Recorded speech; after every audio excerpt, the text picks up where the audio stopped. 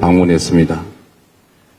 네, 이번 중국 방문은 변화하는 국제 질서 속에서 우리 대한민국의 국익을 더욱 단단하게 하고 한중 관계를 보다 안정적이고 성숙한 방향으로 발전시키는 중요한 외교 일정입니다. 우리 정부는 이념이나 진영이 아닌 오직 국민의 삶, 국가의 미래에 도움이 되는 실용 외교를 기준으로 외교 정책을 추진하고 있습니다. 중국은 우리에게 경제, 안보, 문화 모든 분야에서 매우 중요한 이웃 국가입니다. 시진핑 주석께서 저를 볼 때마다 똑같은 얘기를 반복하시는데 이사갈 수 없는 이웃 그리고 뗄래야 뗄 수 없는 관계 이런 표현을 자주 합니다. 실제로 그렇죠. 우리가 한중 관계는 정말로 서로에게 필요한 관계입니다. 그리고 불필요하게 서로를 자극하거나 배척하거나 또 대립할 필요가 없지요. 있는 환경을 잘 활용하면 더 나은 환경을 만들 수 있는데 왜 불필요하게 또 근거 없는 사안들을 만들어서 갈등을 촉발하는지 이해가 안 됩니다. 앞으로는 서로에게 도움되는 관계로 정말로 바꿔가면 좋겠다 그런 생각을 합니다.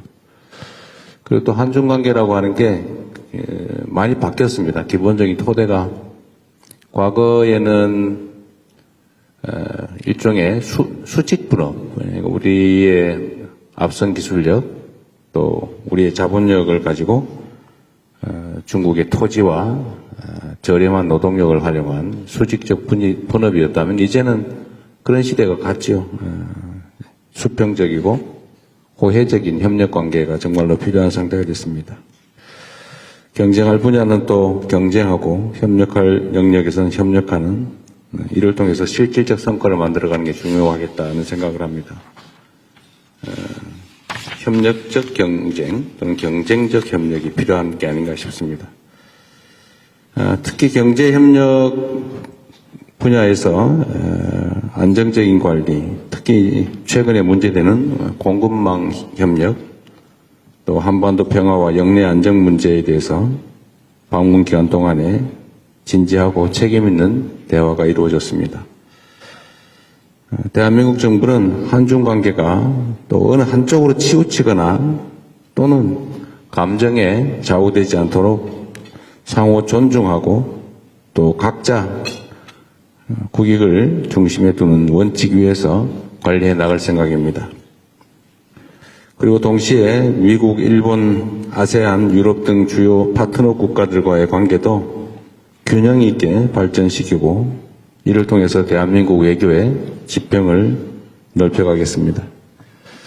언론인 여러분께서 국민의 눈과 귀가 되어주시는 만큼 우리 정부는 외교의 과정과 성과를 가능한 한 투명하게 설명드리려고 합니다.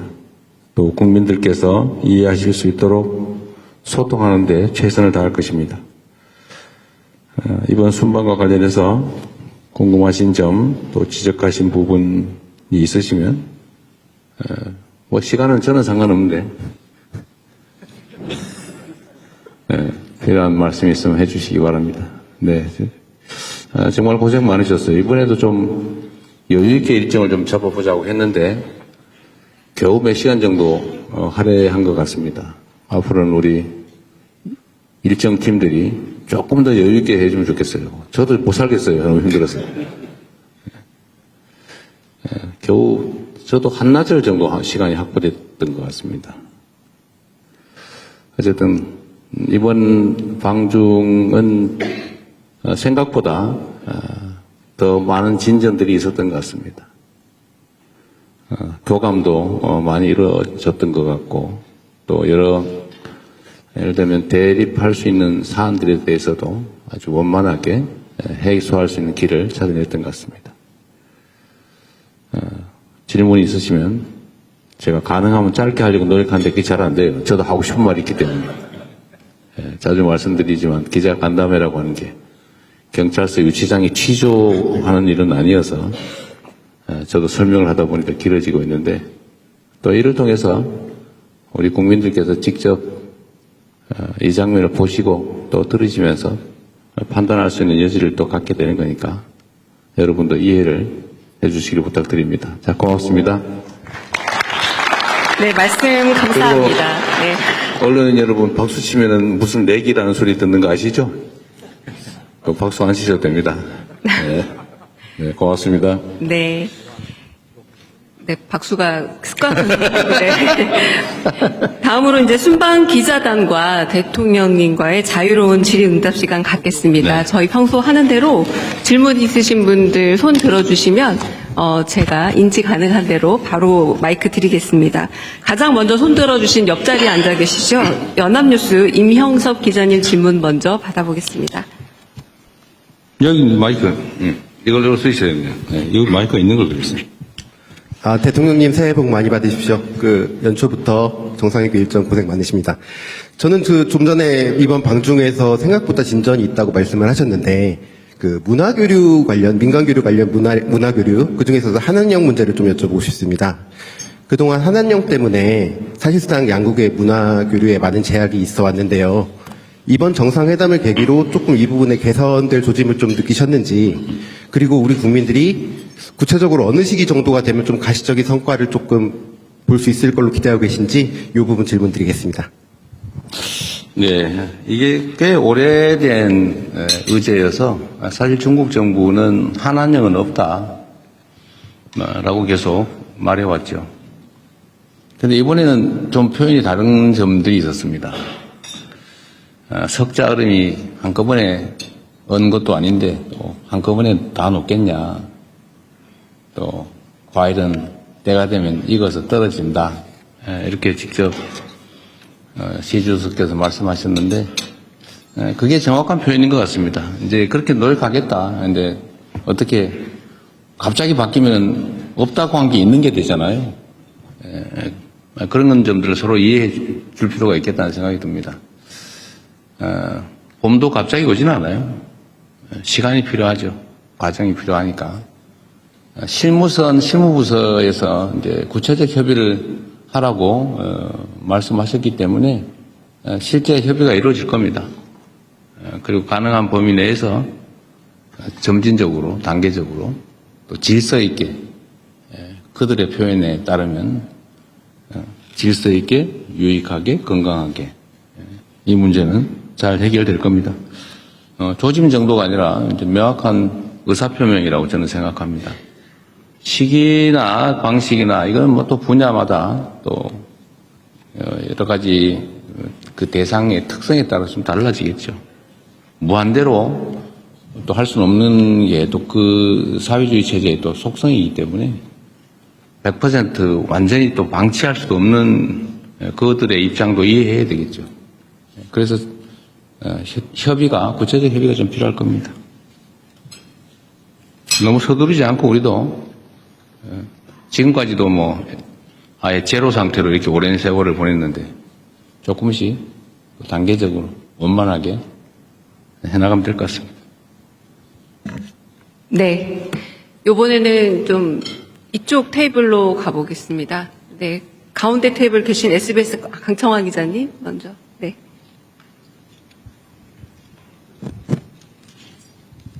예, SBS 강청환 기자라고 합니다.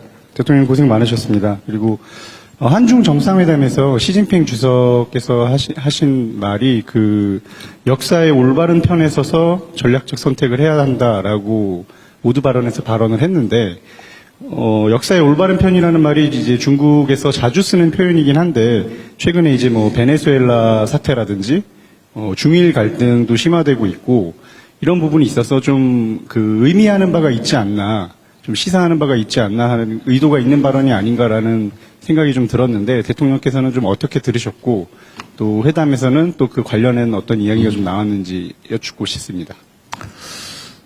저는 그 말씀을 공자 말씀으로 들었죠. 착하게 잘 살자.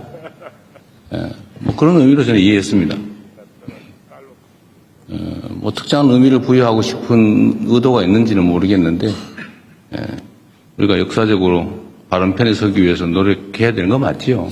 뭐 그걸 특정 사안에 염두에 둔 것이라면 저로서야 뭐 특별히 또 거기 반응할 필요를 못 느꼈습니다. 그냥 공자 말씀이라서 아 그렇구나 이렇게 생각했습니다. 뭐 정상회담이라고 하는 게 대화라고 하는 게 그런 거죠. 이게 사담을 나누는 게 아니니까 각자가 하고 싶은 이야기를 하는 겁니다. 더군다나 공개석상에서 하는 얘기는 그냥 액면 그대로 받아들여주면 좋죠. 저도 저의 할 얘기를 했을 뿐이니까요. 그리고 뭐 내밀한 얘기들은 또 비공개 석상에서 하게 되는데 그 자리에서도 제가 이렇게 말씀을 드렸습니다. 각 국가의 핵심적 이익이나 중대 관심사에 대해서 당연히 존중해야 된다.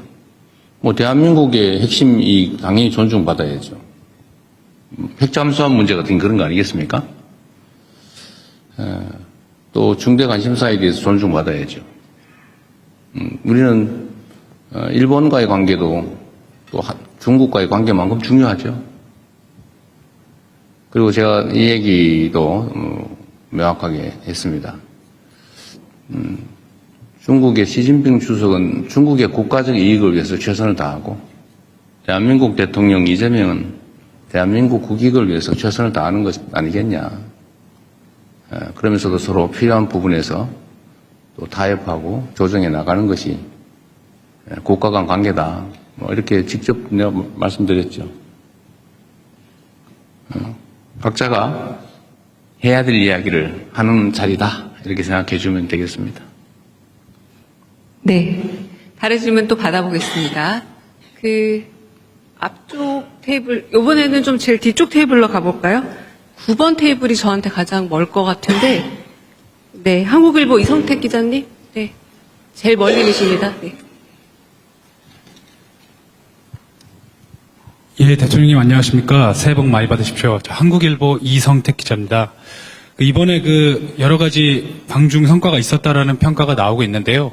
그중에서 이제 한반도 평화 안정 관련해가지고 중국이 건설적인 역할을 하는 것으로 이렇게 확인된 부분이 성과로 좀 꼽히고 있습니다. 그리고 이제 이 과정에서 한중이 평화 구축을 위한 창의적 방안을 지속적으로 모색하겠다 이런 결론이 좀 도출됐는데요. 어떤 창의적 방안을 좀 생각하고 계신지 그게 또 한 가지 궁금하고요. 또 이거 연관된 질문인데 이번에 한중 정상회담 결과에서 한반도 비핵화 관련해서는 언급이 나오지가 않았습니다. 그래서 이걸 두고서 오히려 북한을 대화의 장으로 이끌기 위한 전략이라는 평가도 있고 아니면은 중국의 한반도 비핵화 의지가 후퇴됐다 이런 상반된 평가도 있는데요. 비핵화가 공식적으로 거론되지 않은 이유 그리고 두 정상께서 한반도 비핵화 관련해 가지고 어떤 인식을 좀 모으셨는지 들어보고 싶습니다. 정상 간의 대화의 가장 중요한 부분은 구체적 사안에 대한 해법 이런 것도 있겠지만 더 중요한 거는 신뢰죠. 시 주석께서도 그런 말씀을 하시더군요. 말은 쉽게 할 수 있다.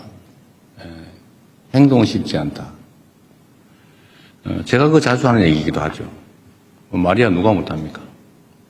다리라도 따다 줄 수 있지만 결국은 신뢰는 그렇게 쉽게 말로 확보할 수 있는 게 아니다. 한중 관계의 가장 기본적인 과제는 신뢰 회복이라고 생각해요. 정말로 상대 국가를 또 상대 국가 국민들을 인정하고 존중하느냐. 막 혐오하고 증오하면서 무슨 대화가 되겠습니까? 거래야 있을 수 있겠지만 거래는 누구나 할 수 있죠. 그러니까 대화하고 소통하고 서로 존중하면서 쌍방이 모두 도움되는 일을 찾아가는 것은 그렇게 쉬운 일은 또 아닙니다. 국가 간 관계라고 하는 것도 차이가 있지요. 다른 점도 있고 서로 마음에 안 드는 점도 있고 또 공통의 과제도 있고 또 서로 함께 좋아하는 점도 있겠죠.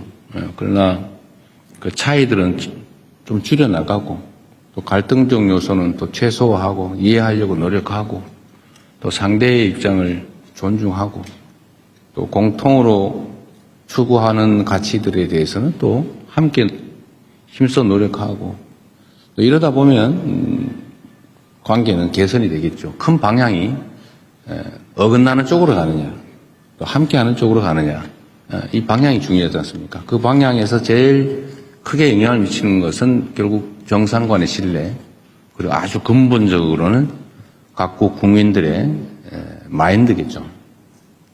싫어하는 마인드를 갖느냐 아니면 공감하고 존중하는 마인드를 갖느냐 중요합니다. 저는 한국과 중국이 정말로 떨어질 수 없는 이웃이고 우리 입장에서 보면 중국은 세계 최대 거대한 시장이죠. 좀 무한한 가능성을 가진 땅입니다. 거기를 왜 우리가 배척합니까? 거기를 빼놓고 뭐하러 저기 멀리 가서 고생합니까? 물론 먼 곳도 버릴 것도 아니지만 가까운 곳에 저 거대한 가능성 잠재력을 방치하거나 아니면 심지어 배척할 필요는 없죠. 국가 지도자가 그런 행태를 보이면 국민들이 고생하지 않습니까? 기업들이 고생하죠. 그래서 이번 정상회담에서는 한중 간의 신뢰 회복, 또 한국과 중국 국민들 간의 우호적 인식, 공감을 좀 확대하는 데 중점을 뒀다는 말씀을 드리고 그 점에서는 매우 큰 성과가 있었다고 생각합니다. 당연히 한반도를 중심으로 한 평화와 안정은 중요한 의제이죠. 당연히 아주 긴 시간 깊이 있는 논의를 했습니다. 그러나 이게 우리가 있는 얘기를 모두 대외적으로 공개를 하는 게 바람직할 때도 있고 또 그게 불필요한 오해를 낳을 수도 있거나 뭐 이렇기 때문에 일부만 얘기하는 겁니다. 한반도 평화와 안정이 중국에게도 매우 중요한 관심사라는 점은 당연히 공감했습니다.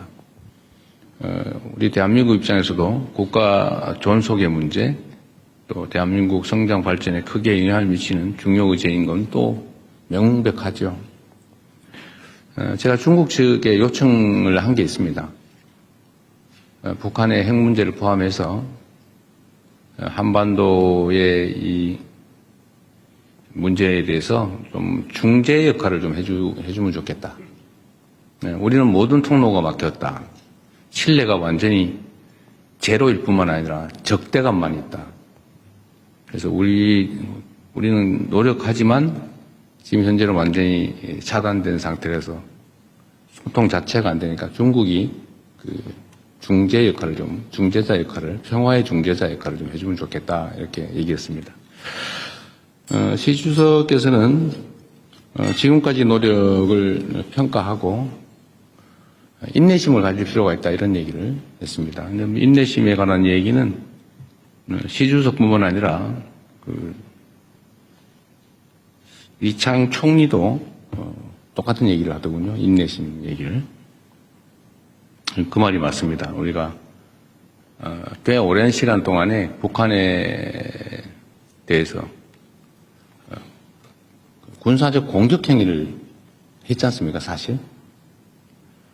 북한에서는 엄청 불안했을 겁니다. 우리가 상대와 대화하려면 상대의 입장을 이해해야죠. 또 북한 편들었다고 종북이라고 할 겁니까? 그러니까 이건 냉정한 현실이죠. 엄청난 경계심과 적대심을 유발했습니다. 대화가 쉽지 않죠. 꽤 오랜 시간 그렇게 싸워온 업보라고 할까? 싸워온 적대가 있기 때문에 여기에 완화돼서 좀 대화가 시작되려면 많은 시간과 노력이 필요합니다. 그리고 주변의 역할도 필요하죠. 중국에 그 부탁을 했고, 중국은 어쨌든 그 역할에 대해서 노력해 보겠다고 합니다. 한반도 핵 문제도 당연히 심각하게 논의하죠. 제가 얘기한 건 그런 겁니다. 서로 상대방이 결코 받아들일 수 없는 이야기를 주장만 하면 아무것도 이루어지지 않는다.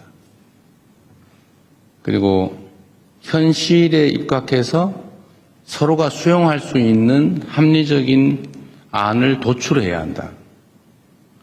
주변 국가든 북측이든 우리 한국이든 다 수용할 수 있는 방안을 찾아내야 된다.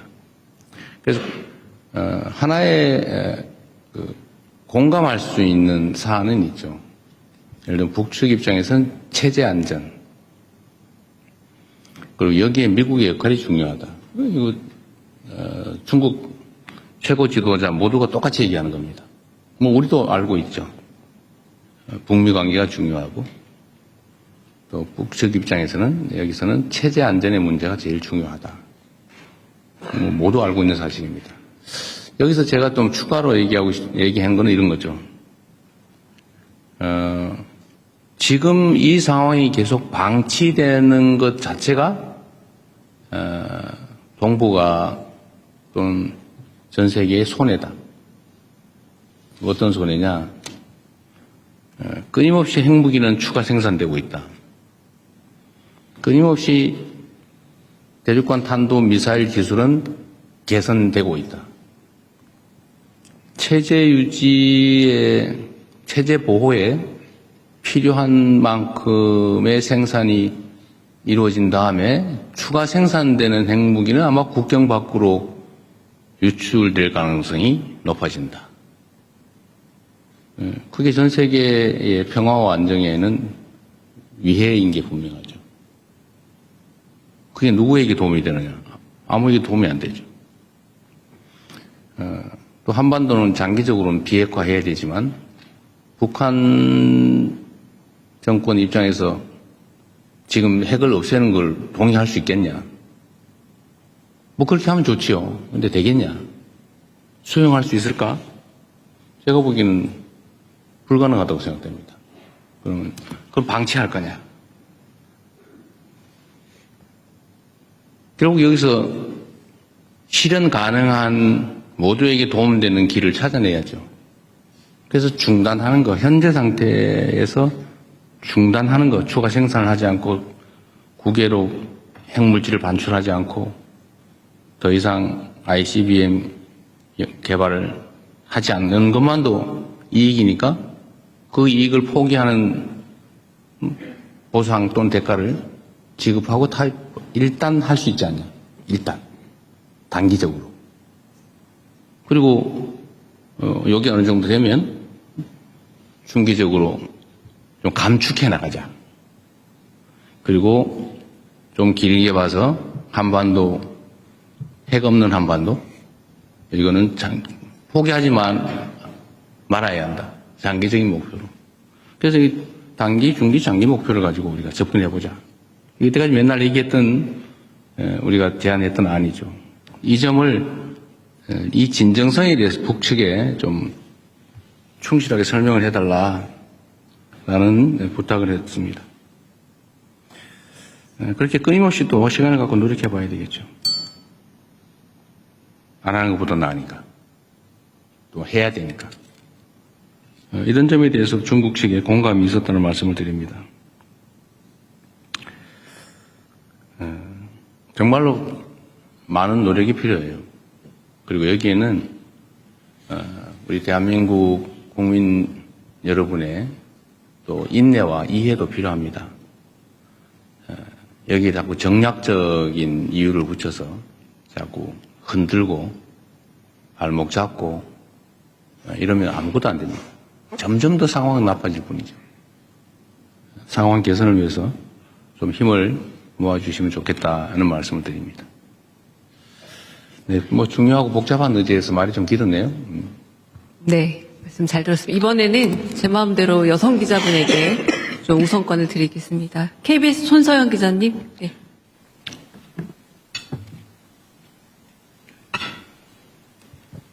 네, 대통령님 일정 소화하시느라 고생 많으셨습니다. KBS 손서영입니다. 어제도 말씀하셨고 이제 양국 우호 증진을 설명하시면서 좀 혐중 혐한 정서를 해소하는 문제의 중요성을 말씀하셨는데요. 중국 측 시 주석이나 이제 고위 인사들과 만나시면서 중국 측도 이런 문제에 대한 우려를 좀 표명했는지 그런 점들이 좀 궁금하고요. 이게 어쨌든 시간을 갖고 좀 해소해야 될 문제이긴 하지만 단기적으로 조금 뭔가 문제 해결이 필요할 것 같은데 그런 방안에 대해서는 좀 어떤 고민하고 계신지 여쭙고 싶습니다.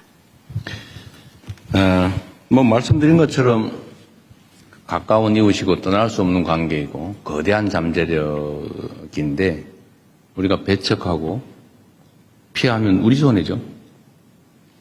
그런데 꽤 오랜 기간 동안에 혐중혐한 정서라고 하는 게 양국이 상당히 광범하게 또 지속적으로 또 악화되면서 정말 양국에 큰 피해를 입혔습니다. 저는 대한민국이 훨씬 더 큰 피해를 입었다고 생각해요. 중국의 예를 들면 상품 서비스 수출이 지금 많이 나빠졌죠. 그래서 홍콩을 제외한 무역 수지가 지금 적자로 전환됐습니다. 왜 그렇게 됐냐? 뭐 중국 사람들 입장에서 한국 상품 보면 싫은 거죠. 원래도 그렇잖아요. 한국 상품이나 문화가 좋으면 막 화장품도 사고 싶고 물건도 사고 싶고 놀러도 가고 싶고 그런 건데 자꾸 싫어하니까 주변에서 또 싫은 감정이 드니까 그럼 나빠지죠. 대한민국도 마찬가지죠. 그래서 이게 계속 악순환이었는데 이 점을 개선해야 된다라는 점에 뭐 저나 또는 중국 국가 지도자 모두가 동의했어요. 어떻게 개선할 거냐. 제가 그 근거 없고 불필요한 혐중 조장, 혐오 조장 이건 없어야 되겠다. 무슨 부정선거를 중국이 뭐 어쩌고 이런 정신 나간 소리를 해서 그 감정을 상하게 하면 되겠습니까? 근거도 없고 불필요하죠. 그래서 제가 국무회에서도 여러 차례 지적하고 또 명백한 허위 주장이나 행동에 대해서 엄격한 제재를 가하고 있고 또 이것 때문에 사실 많이 줄어들긴 했고 이 점에 대해서 중국 정부나 중국 그 국민들이 많이 또 알게 되면서 호감도가 많이 개선된 것 같습니다. 앞으로도 계속 혐중 혐한을 조장하거나 또 선동하거나 이런 데에 대해서는 우리가 억제를 위한 노력을 계속해야 되겠습니다. 중국 측에도 제가 그런 얘기를 했죠. 대한민국이 혐중 선동을 하는 뭔가 근거 비슷한 거 이런 게 좀 최소화돼야 된다. 증표가 필요하다. 그게 소위 문화 콘텐츠 진출 제한 같은 거다. 제가 이런 지적을 했죠. 그래서 그게 내가 보기도 사실인데 한국 영어 잘 안 틀고 한국 공연 잘 못하게 하고 실제 현장에는 그러니까 뭐 국가 정책은 아니라고 하지만 그게 개선되지 않고 있으면 그게 공격의 빌미가 된다. 근거가 된다. 아까 근거 없는 불필요한 이런 얘기했지만 근거가 있지 않냐 그런 거는. 그런 걸 그래서 신속하게 좀 해소되는 걸 보여줘야 된다. 그리고 한중 관계가 서로 협력적이고 우호적이라는 걸 보여줄 필요가 있다.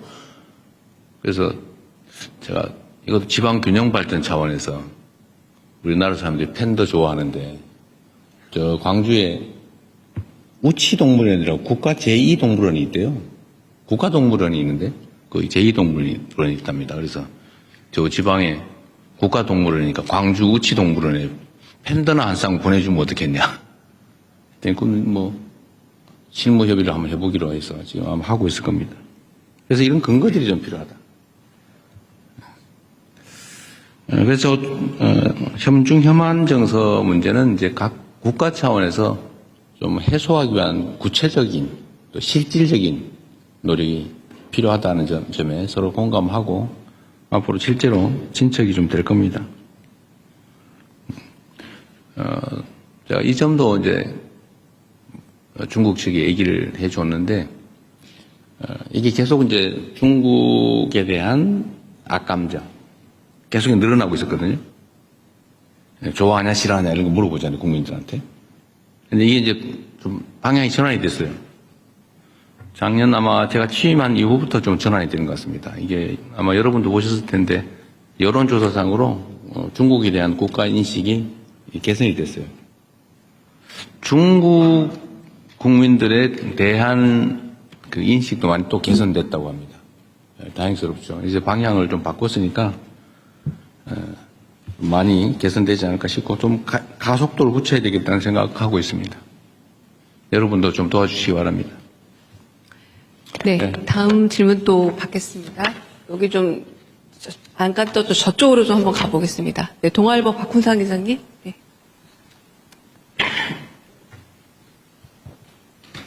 예, 동아일보 박훈상입니다.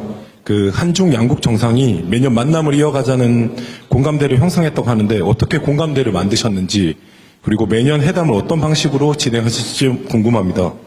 그리고 상무장관 회의 정례와 군 소통도 복원하기로 했는데 사드 이후 끊어진 한중 소통 채널 복원이 어느 정도 됐다고 보시는지 그리고 더 강화해야 할 한중 협력 채널은 어떤 분야라고 보시는지 궁금합니다. 일단 정상간 1년에 한 번 정도는 보면 좋겠다고 얘기했더니 뭐 좋은 생각이라고 하셨고 다만 이런 얘기를 하시더군요. 꼭 한 번 오고 한 번 가고 꼭 그렇게 해야 되냐. 그래서 저는 괜찮다고. 그래서 아마 그런 생각을 한 게 아닌가 싶어요. 올해 에이펙 때문에 제가 중국을 가면 또 만나게 될 가능성이 많죠. 따로 양자회담을 하게 될 가능성이 많은데 그러면 형식적으로 따지면 이제 시 주석이 이제 와야 되는 거죠. 근데 아마도 좀 쉽지 않을 수 있어요. 그 일정이라고 하는 게. 그럼 우리는 또 그런 거 따지잖아요. 한 번 왔으면 한 번 가고 막 그래야지. 그래서 그런 거 신경 안 쓰고 제가 가겠다고. 그래서 자주 오라고 하시거든요. 자주 연락하고 자주 방문하면 좋겠다. 좀 그 얘기는 어렵게 아주 표현을 했습니다. 말하기 좀 어려웠던 것 같아요. 좀 꼭 뭐 왔다 갔다 그렇게 해야 되는 거 아니지 않냐 그런 얘기해서 제가 편할 때 우리가 가는 방향으로 해도 된다 이렇게 얘기했습니다. 가급적이면 1년에 한 번 이상은 한번 직접 만날 생각입니다. 고위급 대화도 계속 이제 확대해야죠. 다른 분야는 뭐 외교 분야든 통상 분야, 산업 분야 또는 학술 분야, 뭐 지방 정부 차원 뭐 이런 거 있는데 정당 간 대화도 좀 실제로 하자는 얘기를 했고 또 필요하면 군사 분야 이 분야도 좀 대화 격을 좀 높일 필요가 있겠다. 그리고 저는 이제 그 얘기도 했죠. 대화도 대화인데 실질적인 협력을 좀 하자. 특히 이제 수색 구조 합동 훈련 같은 건 좀 필요하거든요. 서해상에서. 이게 갑자기 대형 해난 사고가 발생할 수 있는데 예를 들면 경계 지점에 애매모호하면 좀 그렇잖아요. 그럴 경우에 그런 거 따지지 말고 양국 해군이 합동으로 수색 구조는 할 수 있게 평소에 좀 훈련해 놓는 게 좋겠다. 인도적 차원에서. 그 얘기는 답을 못 들었어요. 어쨌든 우리 입장에서는 각 분야에 또 각 급별로 대화를 좀 확대하다는 입장이고 중국 측도 그 점에 대해서는 공감이 있었습니다. 최대한 많이 소통할 필요가 있겠다 생각합니다. 네. 네, 다음 질문은 좀 뒤쪽 테이블로 넘어가겠습니다. 제가 이제 잘 안 손이 보이기. 왜 이리 많습니까? 네, 제가 잘 안 보이기 시작하는데 그냥 짚겠습니다. 빨리빨리 하세요 그냥. 네, 한재영 기자님. 다음에 저 뒤쪽으로 가겠습니다. 죄송합니다. 가능하면 여성들한테 기회를 많이 주세요. 알겠습니다. 너무 비중이 안 맞아요. 네, 안녕하십니까. 저 한국경제신문 한재영입니다. 그 중국 정부가 어제 일본으로 향하는 이중용도 물자에 대해서 수출 통제 조치를 발표를 했습니다. 이제 다카이치 일본 총리의 최근 이제 대만 관련 발언을 이제 문제를 삼은 것으로 보이는데요. 이 지정학적 기반의 정치 갈등이 이제 경제 통상 영역으로 좀 확산이 되는 것으로 보입니다. 우리나라도 연관이 간접적으로 있을 수도 있다고 보는데요. 그 중국의 이번 조치를 대통령께서는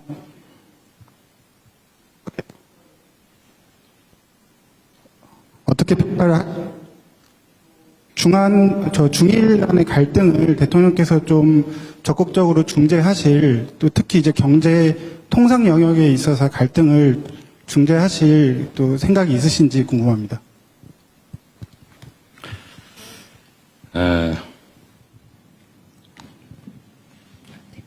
어른들도 뭔가 실제 이유가 있어서 다툴 때 옆에 끼어들면은 양쪽으로부터 미움받는 수가 있는데,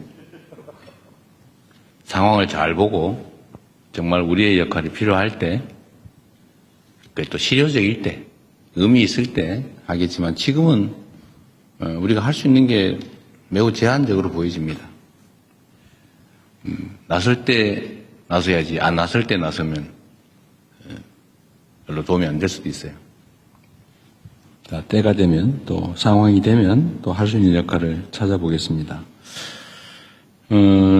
수출 통제 관련된 보도는 저도 어제 봤는데,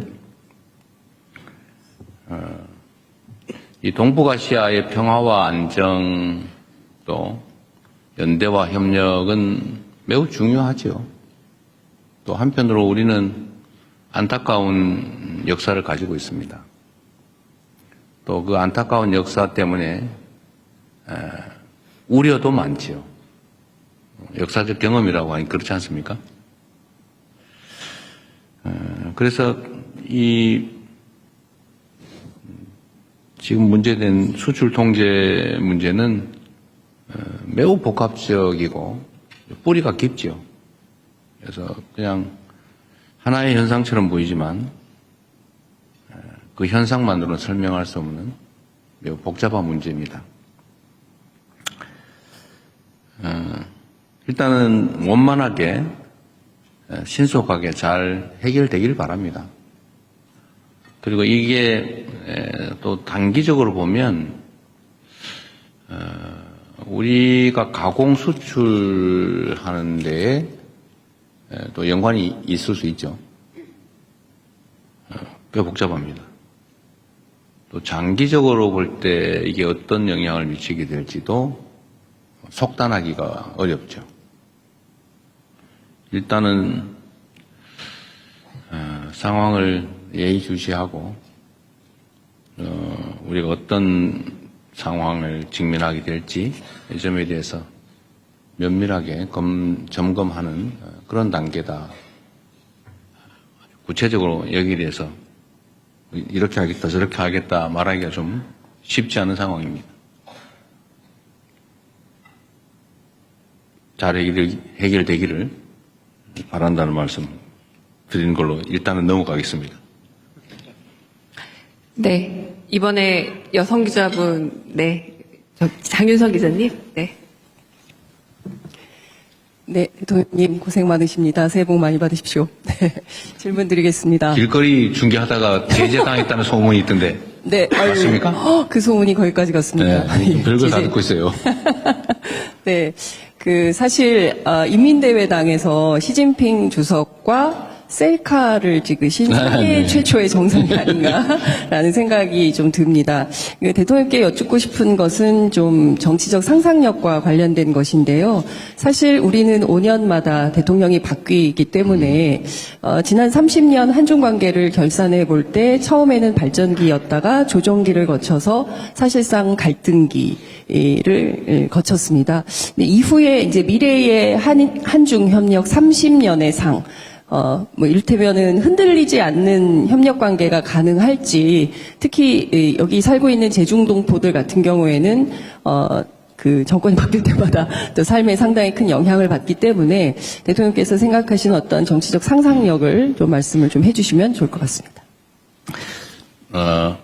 대한민국의 이 5년 단임제, 이 점에 대해서 사실은 중국도 관심을 보이기도 했어요.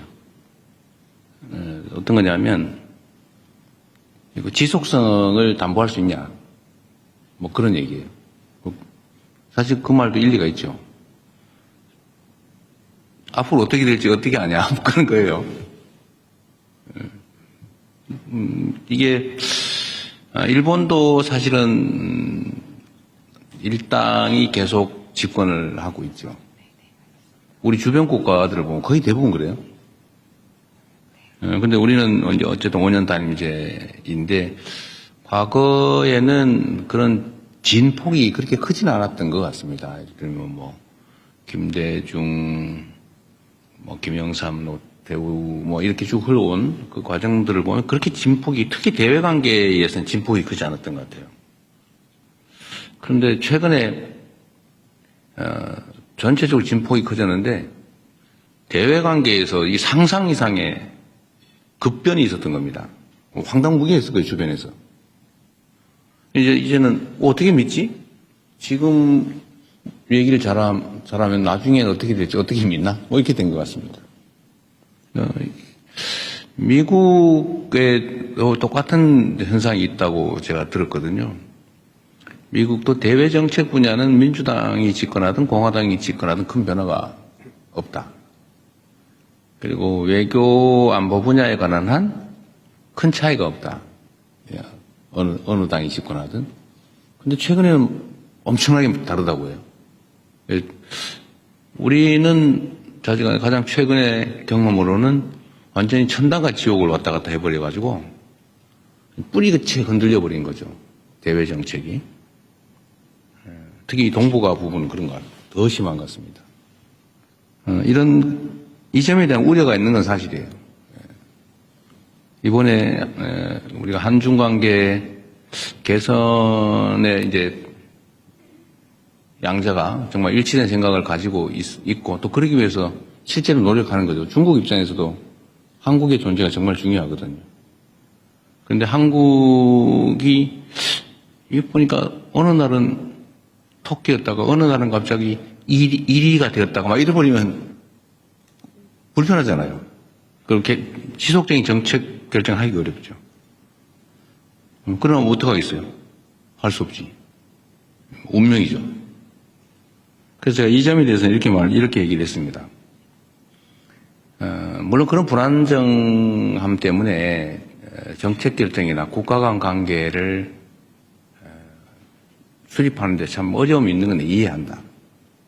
그러나 특히 한반도 평화에 관한 문제라면 지금이 기회다. 그런 면에서. 그리고 그거를 제도화하면 된다. 쉽게 뒤집지 못하게 제도화하면 된다. 이건 뭐 그것까지만 얘기했죠. 뭐 제도화 방법은 여러 가지겠죠. 입법을 해놓든지 아니면 조약을 맺어놓든지 문서상 번복할 수 없는 합의를 해놓는다든지 이러면 이제 마음대로 못 뒤집죠. 그런 방법도 있다. 그리고 지금이 어쩌면 기회다.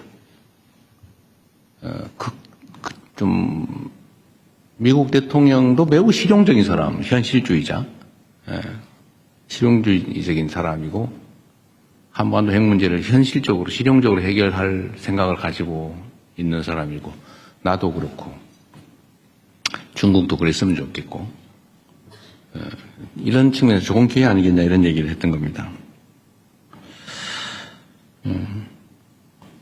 5년 단임제야 뭐 대한민국 헌법이 그런데 뭔 상상을 합니까? 그냥 가는 거지.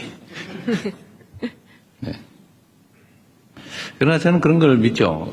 이건 국민의 바다, 민중의 바다, 이 민중의 강물 위에 떠 있는 배 같은 존재가 정치고 권력이니까 그 큰 흐름, 대한민국 국민의 집단 지성이 가지고 있는 생각이나 판단은 크게 바뀌지 않을 거다.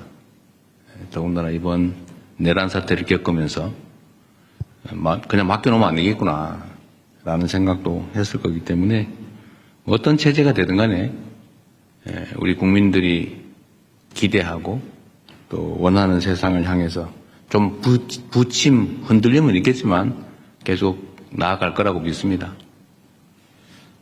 네. 네, 감사합니다. 순방기자단 오찬 간담회 사전 행사, 공개 행사는 아쉽게도 그냥 더 하세요. 방송 시간이 45분으로 정해져 있다라고 뭐 합니다. 법으로 막은 것도 아닌데 뭐 네. 기회를 주세요. 우리. 그러면은 네, 2분 정도 제가 더 기회를 드리겠습니다. 더 주세요. 괜찮아요. 짧게 더 할게요. 나도 짧게 드리겠습니다. 얘기할게요. 그럼.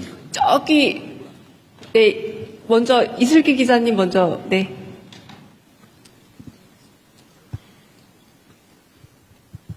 대통령님 질문 드릴 기회 주셔서 감사합니다. 저 조선비즈 이슬기 기자입니다. 이번 정상회담에서 결국 근거 없는 혐오 정서를 해결해 나가자라는 게 이번 회담의 골자라고 좀 생각이 되는데요. 다만 이제 우리 국민들이 서해 구조물이나 오래된 미세먼지 문제, 특히 사실 쿠팡의 그 정보 유출 사태 관련해서 중국인 직원 이런 문제들이 사실 있지 않습니까? 그래서 이런 것에 근거해서 우리 국민들이 사실 중국에 대한 반감이나 약간의 우려, 불편함 이런 감정을 갖고 계신 것도 사실입니다. 그래서 이거와 관련해서 좀 두 분이 허심탄회한 대화를 나누셨을 거라고 생각하는데요. 마침 우리가 사이버 안보 관련한 MOU도 체결했고요. 그래서 이런 부분에 대해서 중국이 나름의 배경을 좀 알고 있는지 두 분이 좀 어떤 대화 나누셨는지 여쭙고 싶습니다.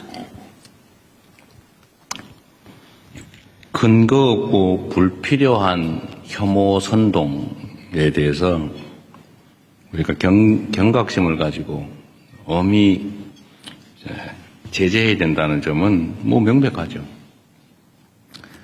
쿠팡의 그 범죄 행위자가 중국 사람이다. 어쩌라고요? 일본 사람이면 그러면 그때부터 일본 사람 미워할 겁니까?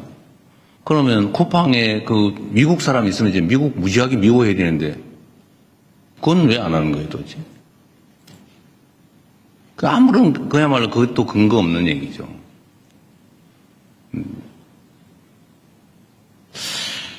미세먼지 문제는 사실 우리 국민들께서는 좀 잊어버리고 있었을 가능성이 꽤 있죠. 예를 들어 한참 심할 때 이게 뭐 중국 발이냐 아니면 뭐 어디 발이냐 몇 퍼센트가 중국 거냐 가지고 막 싸우고 그랬잖아요. 저도 그 누구하고 싸웠던 기억이 있는데 방송에서.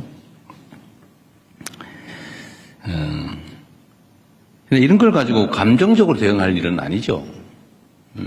근데 중국이 어쨌든 재생에너지로 신속하게 전환하면서 정말 놀라울 정도로 빠르게 어쨌든 미세먼지 문제에 대응을 한 것 같습니다. 이건 뭐 제가 그냥 기억나서 우리 이 상하이시 시장이 환경부 장관을 했고 또 환경공학자고 제가 이제 자료를 보다 보니까 그리고 젊은 나이에 북경시장을 했어요. 그리고 지금 상해시장을 하고 있는데 북경시장을 하면서 이 북경의 환경 문제, 이 미세먼지 문제를 어쨌든 아주 강력한 드라이브를 걸어가지고 짧은 시간에 엄청난 개선을 이뤄낸 겁니다. 그리고 그런 점에서 실력자죠. 능력자인데 그 얘기를 제가 칭찬하다 보니까 그 얘기를 하게 된 거예요. 그냥 뭐 이게 무슨 한중 혐오 정서의 원인이라서 한 얘기는 아니고 서해 문제 가지고도 이렇게 뭐 이상하게 또 왜곡해서 뭐 서해를 뭐 상납을 했느니 이런 이상한 또 주장하는 사람이 있는 것 같은데 이 서해 구조물 문제는 사실은 서해에 이제 각자의 고유 수역이 있고 그 중간쯤에 공동 관리 수역이 있어요. 근데 공동 관리 수역을 사실은 이제 선을 그어가지고 관할을 나눠버리면 깔끔한데 그 중간을 공동 관리로 남겨놓은 겁니다. 이제 이거를 선을 그어버리면 제일 깨끗해요, 우리 입장에서. 근데 그 공동 수역 중에서 중국 쪽 경계에 붙여서 살짝 넘어온 거예요. 이 중간에 뭐 와가지고 아니면 그 중간에서 오른쪽으로 우리 쪽으로 와 있는 그런 게 아니고 위치가. 그 중국은 우리한테 그러는 거예요. 거기 들어온 물고기 있는 것도 아니고 진짜 물고기다. 양식하는 거다. 회유하는 좀 양식장인데 뭘 그러냐. 그런데 어쨌든 우리로서는 왜 일방적으로 하냐라고 이제 문제를 삼는 거죠. 그리고 지금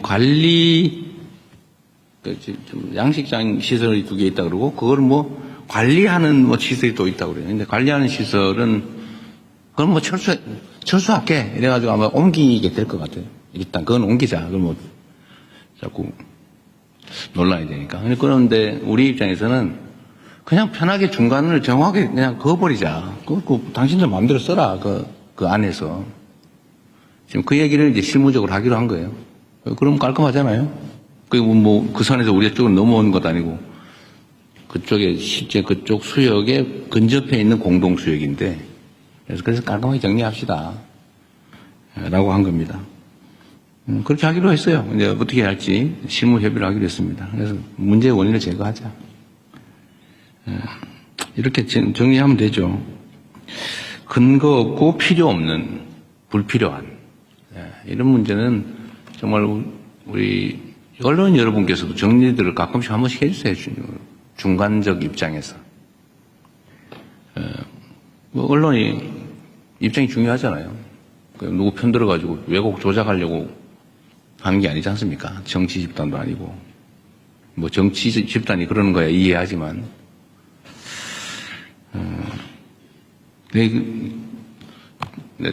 붙여서 내가 이 얘기 한번 얘기했다. 참 신통한 게 있었는데, 예를 들면 말입니다. 검찰이 기소해가지고 법원이 검찰의 기소가 잘못됐다고 판결을 하면 우리는 통상적으로는 잘못 기소한 검찰을 비판해요. 이거 맞잖아요, 그게.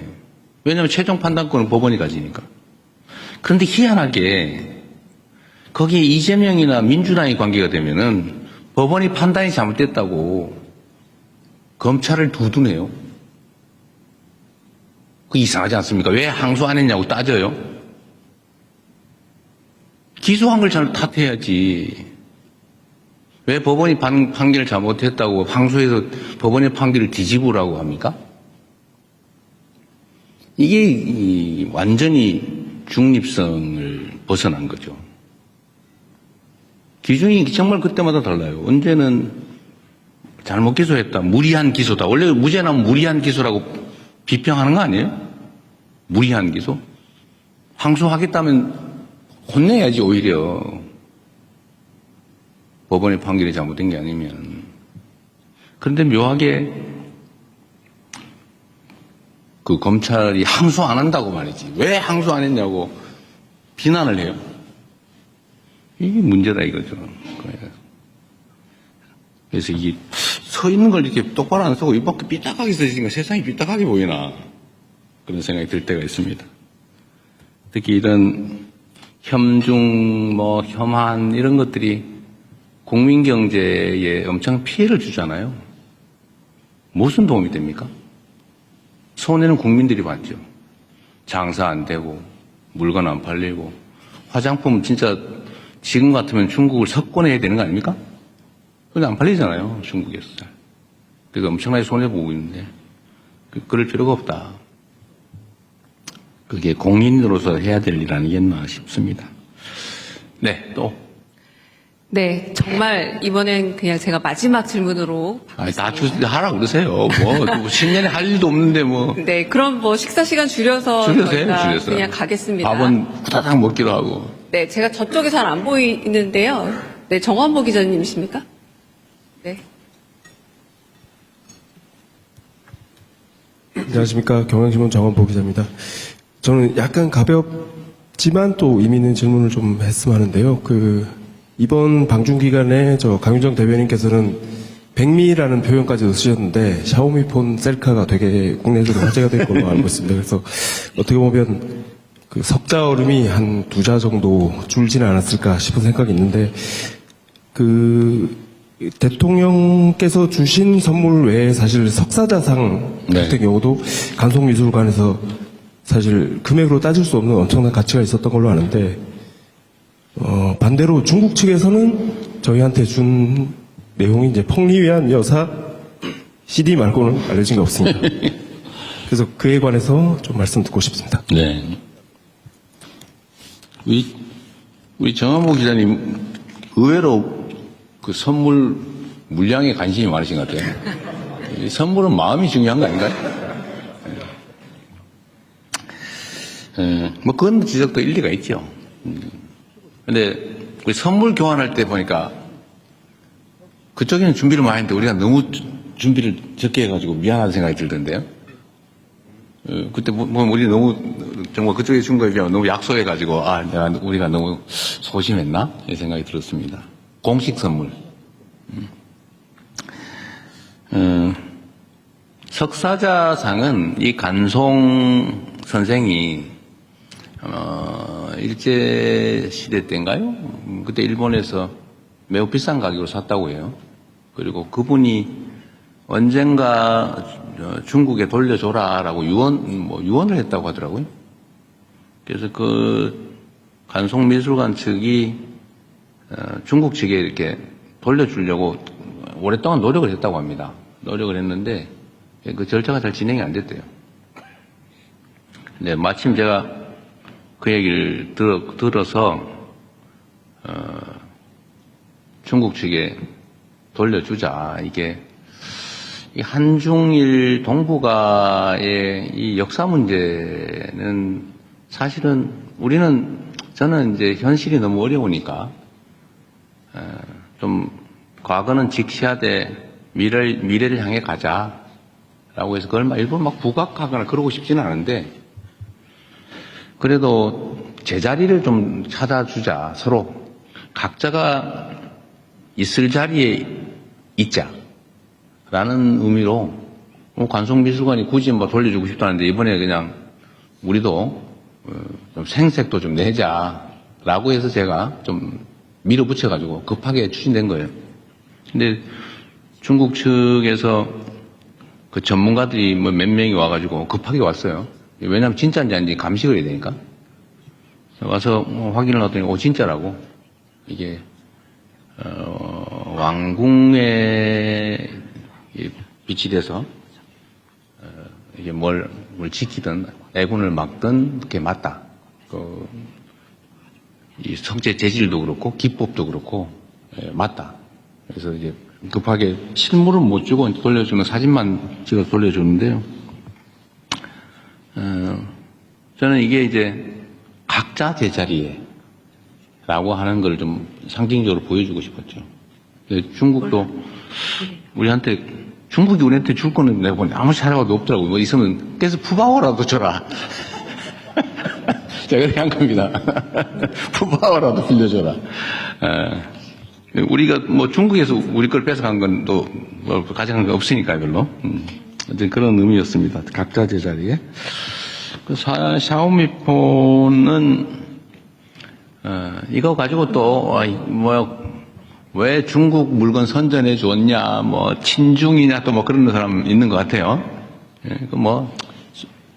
일부가 공연히 하는 소리고, 그 샤오미폰은 어쨌든 시 주석이 우리한테 선물로 줄 때 저한테 한 얘기도 있죠. 이거는 디스플레이는 한국산이다. 그리고 중국하고 이게 일종 협력의 산물이다. 한중 협력의 산물이다라고 하면서 약간 구기종을 준 거예요. 아마 신기종은 디스플레이를 한국산 안 쓴 것 같아요. 그건 못 주고. 그래서 한국산이 들어있는 약간 구기종 그걸 선물로 준 것 같습니다. 한중 협력하자. 협력하면 좋지 않냐. 같이 물건 만들어서. 이런 취지로 준 거죠. 그래서 거기서 그리고 제가 또 약간 험한 농담을 해가지고 근데 기분 나빴을 수도 있는데 그것도 잘 받아줬죠. 그래서 그 기억도 있고 카메라가 좋대요. 그게 또 근데 진짜로 제가 해보니까 카메라 성능이 많이 좋더라고요. 기왕이면 또 우리 셀카 하나 찍어놓으면 더 좋잖아요. 그래서 일부러 제가 개통해가지고 가지고 왔습니다. 기회 되면 한번 찍어 놓으려고. 마침 기회가 돼서 찍었는데 내가 사진 찍는 그 장면을 또 누가 찍어가지고 잘 된 것 같아요. 재밌었습니다. 너무 물건 값에 너무 연연하지 말자. 우리 정 기자님. 그리고 참고로 제가 이거를 석사자상 이거를 중국 측에 무상으로 준 건데 원래는 간송미술관 측이 자기들이 무상으로 주고 싶다고 했는데 그건 절차상 안 되고 그래서 결국은 우리가 이제 국가가 양도받아서 중국에 이제 무상 기부를 한 거죠. 근데 간송미술관이 요새 돈이 없어가지고 난리라면서요? 뭐 어디서 보니까? 그런 데는 무상으로 정부에 준다고 그래서 제가 제값을 쳐서 다 주면 돈이 너무 많을 것 같으니까 조금이라도 줘라. 주는 걸 검토해라. 라고 지금 시켜놓은 상태입니다. 그 제가 우리가 국가 간에 이렇게 외교에 필요해서 쓰면 그걸 뭐 민간에 뺏어가지고 꼭 돈 없어 힘들어하는 데다가 꼭 그럴 필요는 없잖아요.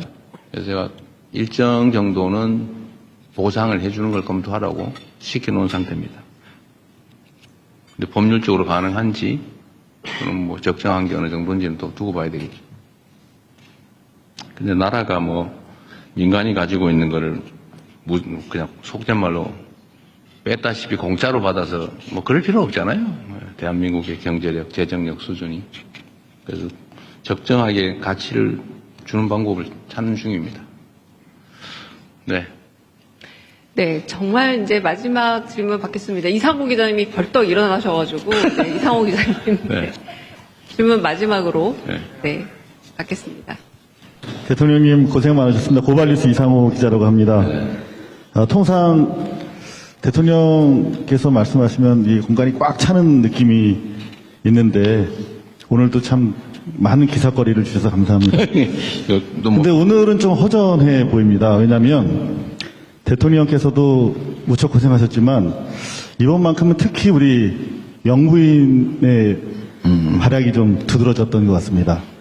두 분께서 참 많이 준비하시고 사석에서도 두 분이 계시면서도 많이 이렇게 논의를 동지적으로 하셨을 것 같아요. 서로 조언도 많이 하시고 특히 이번 중국으로 향발하시면서 둘이 타심도 하고 자 우리가 한번 둘이 이렇게 한번 분위기를 만들어보자. 서로 이렇게 팀워크를 짜면서 나눴던 이야기 뭐 불편하시면 안 하셔도 되고요. 야. 부탁드리겠습니다. 그런 거 없습니다. 우리는 그렇게 심각하게 살지 않습니다. 지금은 무슨 K-뷰티 행사가 있다고 하더라고요. 그래서 화장품 판매에 도움이 되는 홍보 요원 행사를 하고 있을 겁니다, 아마. 네, 없었어요, 그런 거. 네. 그럼 저희 여기서 그 사전 행사는 마무리 짓도록 하겠습니다. 방송은 여기까지 하지만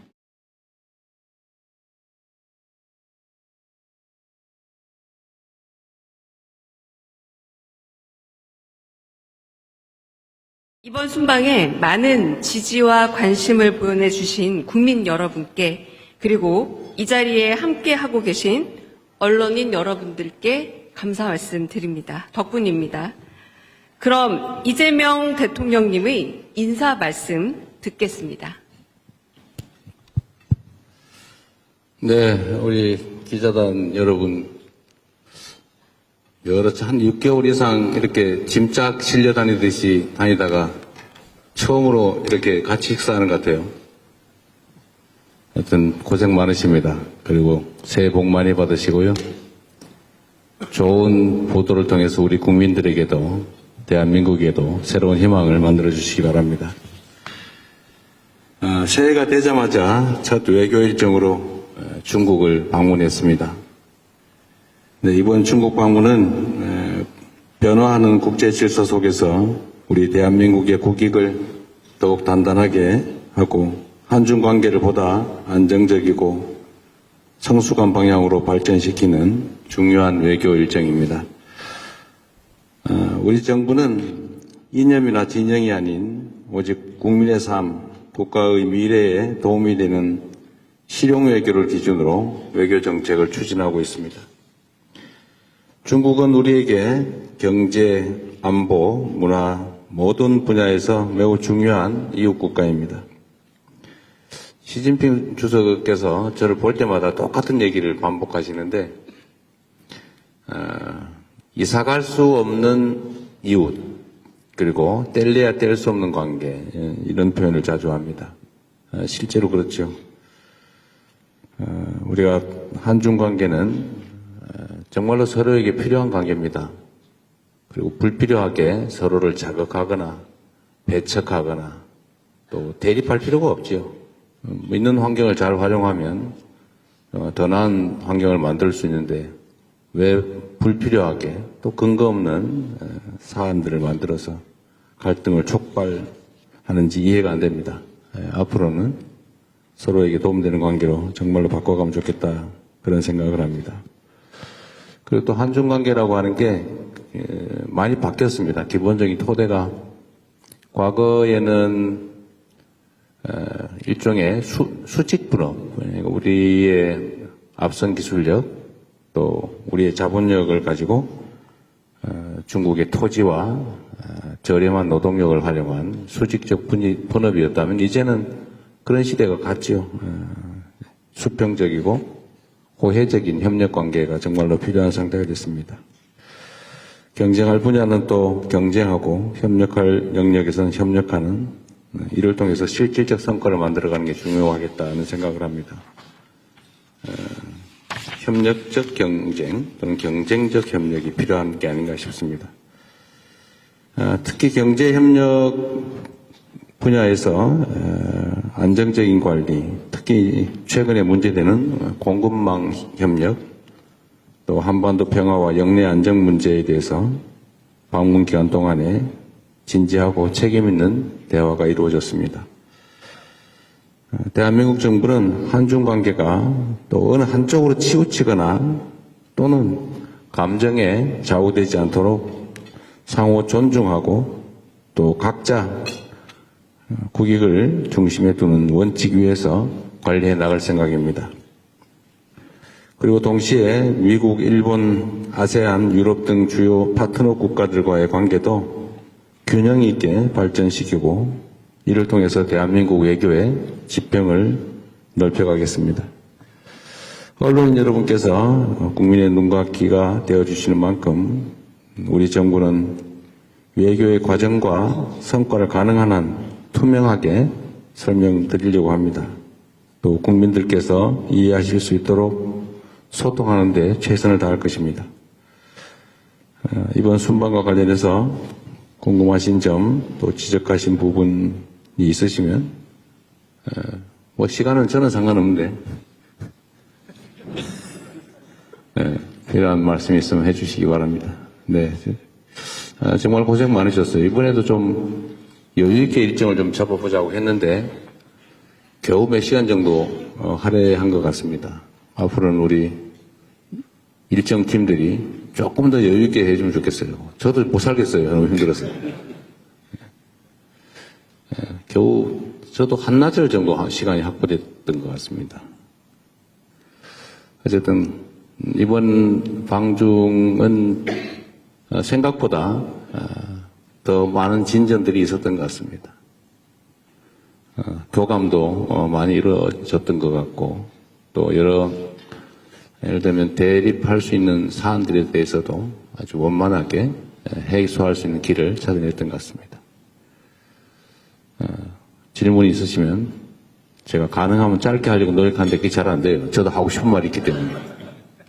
자주 말씀드리지만 기자 간담회라고 하는 게 경찰서 유치장이 취조하는 일은 아니어서 저도 설명을 하다 보니까 길어지고 있는데 또 이를 통해서 우리 국민들께서 직접 이 장면을 보시고 또 들으시면서 판단할 수 있는 여지를 또 갖게 되는 거니까 여러분도 이해를 해주시길 부탁드립니다. 자, 고맙습니다. 네, 말씀 감사합니다. 네. 언론인 여러분 박수 치면은 무슨 내기라는 소리 듣는 거 아시죠? 박수 안 치셔도 됩니다. 네, 고맙습니다. 네. 네, 박수가 습관적인데. 다음으로 이제 순방 기자단과 대통령님과의 자유로운 질의응답 시간 갖겠습니다. 네. 저희 평소 하는 대로 질문 있으신 분들 손 들어주시면 제가 인지 가능한 대로 바로 마이크 드리겠습니다. 가장 먼저 손 들어주신 옆자리에 앉아 계시죠? 연합뉴스 임형섭 기자님 질문 먼저 받아보겠습니다. 여기 마이크, 이걸로 쓰셔야 돼요. 네, 여기 마이크가 있는 걸 그랬어요. 대통령님 새해 복 많이 받으십시오. 연초부터 정상회의 일정 고생 많으십니다. 저는 좀 전에 이번 방중에서 생각보다 진전이 있다고 말씀을 하셨는데, 그 문화교류 관련, 민간교류 관련 문화교류, 그 중에서도 한한령 문제를 좀 여쭤보고 싶습니다. 그동안 한한령 때문에 사실상 양국의 문화교류에 많은 제약이 있어 왔는데요. 이번 정상회담을 계기로 조금 이 부분에 개선될 조짐을 좀 느끼셨는지, 그리고 우리 국민들이 구체적으로 어느 시기 정도가 되면 좀 가시적인 성과를 조금 볼 수 있을 걸로 기대하고 계신지 이 부분 질문 드리겠습니다. 네, 이게 꽤 오래된 의제여서 사실 중국 정부는 한한령은 없다라고 계속 말해왔죠. 그런데 이번에는 좀 표현이 다른 점들이 있었습니다. 석자 얼음이 한꺼번에 언 것도 아닌데 또 한꺼번에 다 녹겠냐. 또 과일은 때가 되면 익어서 떨어진다. 이렇게 직접 시 주석께서 말씀하셨는데 그게 정확한 표현인 것 같습니다. 이제 그렇게 노력하겠다. 근데 어떻게 갑자기 바뀌면 없다고 한 게 있는 게 되잖아요. 그런 점들을 서로 이해해 줄 필요가 있겠다는 생각이 듭니다. 봄도 갑자기 오진 않아요. 시간이 필요하죠. 과정이 필요하니까. 실무부서에서 이제 구체적 협의를 하라고 말씀하셨기 때문에 실제 협의가 이루어질 겁니다. 그리고 가능한 범위 내에서 점진적으로, 단계적으로 또 질서 있게 그들의 표현에 따르면 질서 있게, 유익하게, 건강하게 이 문제는 잘 해결될 겁니다. 조짐 정도가 아니라 이제 명확한 의사표명이라고 저는 생각합니다. 시기나 방식이나 이건 뭐 또 분야마다 또 여러 가지 그 대상의 특성에 따라 좀 달라지겠죠. 무한대로 또 할 수는 없는 게 또 그 사회주의 체제의 또 속성이기 때문에 100% 완전히 또 방치할 수도 없는 그것들의 입장도 이해해야 되겠죠.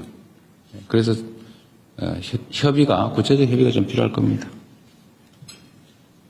너무 서두르지 않고 우리도 지금까지도 뭐 아예 제로 상태로 이렇게 오랜 세월을 보냈는데 조금씩 단계적으로 원만하게 해나가면 될 것 같습니다.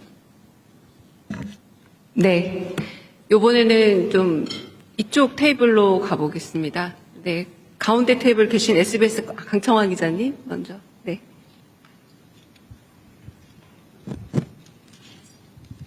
예, SBS 강청환 기자라고 합니다. 대통령 고생 많으셨습니다. 그리고 한중 정상회담에서 시진핑 주석께서 하신 말이 그 역사의 올바른 편에 서서 전략적 선택을 해야 한다라고 모두 발언에서 발언을 했는데 역사의 올바른 편이라는 말이 이제 중국에서 자주 쓰는 표현이긴 한데 최근에 이제 뭐 베네수엘라 사태라든지 중일 갈등도 심화되고 있고 이런 부분이 있어서 좀 그 의미하는 바가 있지 않나, 좀 시사하는 바가 있지 않나 하는 의도가 있는 발언이 아닌가라는 생각이 좀 들었는데 대통령께서는 좀 어떻게 들으셨고 또 회담에서는 또 그 관련된 어떤 이야기가 좀 나왔는지 여쭙고 싶습니다. 저는 그 말씀을 공자 말씀으로 들었죠. 착하게 잘 살자. 뭐 그런 의미로 저는 이해했습니다. 뭐 특정한 의미를 부여하고 싶은 의도가 있는지는 모르겠는데 우리가 역사적으로 바른 편에 서기 위해서 노력해야 되는 거 맞지요. 뭐 그걸 특정 사안에 염두에 둔 것이라면 저로서야 뭐 특별히 또 거기 반응할 필요를 못 느꼈습니다. 그냥 공자 말씀이라서 그렇구나 이렇게 생각했습니다. 뭐 정상회담이라고 하는 게 대화라고 하는 게 그런 거죠. 이게 사담을 나누는 게 아니니까 각자가 하고 싶은 이야기를 하는 겁니다. 더군다나 공개석상에서 하는 얘기는 그냥 액면 그대로 받아들여주면 좋죠. 저도 저의 할 얘기를 했을 뿐이니까요. 그리고 뭐 내밀한 얘기들은 또 비공개 석상에서 하게 되는데 그 자리에서도 제가 이렇게 말씀을 드렸습니다. 각 국가의 핵심적 이익이나 중대 관심사에 대해서 당연히 존중해야 된다. 뭐 대한민국의 핵심 이익 당연히 존중받아야죠. 핵 잠수함 문제 같은 그런 거 아니겠습니까? 또 중대 관심사에 대해서 존중받아야죠. 우리는 일본과의 관계도 또 중국과의 관계만큼 중요하죠. 그리고 제가 이 얘기도 명확하게 했습니다. 중국의 시진핑 주석은 중국의 국가적 이익을 위해서 최선을 다하고 대한민국 대통령 이재명은 대한민국 국익을 위해서 최선을 다하는 것 아니겠냐. 그러면서도 서로 필요한 부분에서 또 타협하고 조정해 나가는 것이 국가 간 관계다. 뭐 이렇게 직접 내가 말씀드렸죠. 각자가 해야 될 이야기를 하는 자리다. 이렇게 생각해 주면 되겠습니다. 네. 다른 질문 또 받아보겠습니다. 앞쪽 테이블, 이번에는 좀 제일 뒤쪽 테이블로 가볼까요? 9번 테이블이 저한테 가장 멀 것 같은데, 네. 한국일보 이성택 기자님? 네. 제일 멀리 계십니다. 네. 예, 대통령님 안녕하십니까. 새해 복 많이 받으십시오. 저 한국일보 이성택 기자입니다. 이번에 여러 가지 방중 성과가 있었다라는 평가가 나오고 있는데요. 그 중에서 이제 한반도 평화 안정 관련해가지고 중국이 건설적인 역할을 하는 것으로 이렇게 확인된 부분이 성과로 좀 꼽히고 있습니다. 그리고 이제 이 과정에서 한중이 평화 구축을 위한 창의적 방안을 지속적으로 모색하겠다 이런 결론이 좀 도출됐는데요. 어떤 창의적 방안을 좀 생각하고 계신지 그게 또 한 가지 궁금하고요.